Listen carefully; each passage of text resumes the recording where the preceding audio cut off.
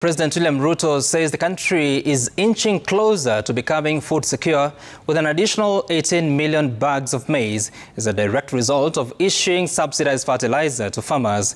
The president added that the increase in maize production has led to the lowering of the price of unga from 250 shillings to as low as 145 shillings for a 2-kilogram pack of unga. Stephen Leto reports. The very pressing issue of the high cost of living must have been on the president's mind when he arrived at Parliament buildings. When he took to the podium to address the joint sitting of the bicameral Parliament, he affirmed that his push to lower the cost of living was on course. One of the most salient interventions in addressing the high cost of living is the strategy to support agricultural production throughout the sector, ranging from food and cash crops as well as livestock value chains. I am committed to put the shame of hunger behind us once and for all. We rolled out a countrywide farmer registration and fertilizer subsidy program that has made available 5.5 million bags to farmers across Kenya. The president added that through the fertilizer subsidy, farmers have been able to increase maize production, recording 18 million additional bags of maize across the country. We have progressively reduced the cost of fertilizer from 6,500 to 2,500, increased maize acreage under production by an extra 200,000 acres this year, and enhanced maize production by an additional 18 million bags this year. As a result of these interventions, today, a 2-kilogram packet of maize flour is selling at a low of 145 and a high of 175, depending on the brand you buy.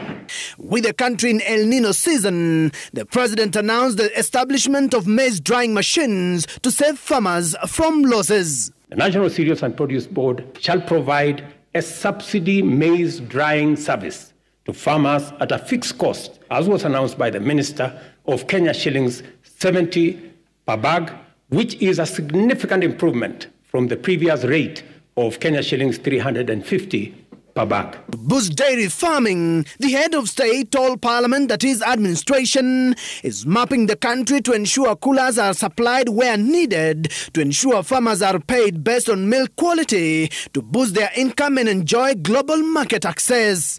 The coffee sector has also been boosted by an allocation of 4 billion shillings to the Coffee Cherry Fund. These measures are expected to aid ongoing efforts, including expanding production to new counties and double coffee output in the next 4 years. For the past few months, the president has been taking on the sugar cartels head-on in spirited efforts to revive the sugar sector in Western Kenya. He told Parliament that his government is expediting the leasing of 5 sugar mills. The government of Kenya is currently restructuring public sugar mills, expediting the leasing of 5 companies for rehabilitation and expansion to boost industry competitiveness before the Commercial Sugar Safeguards expire.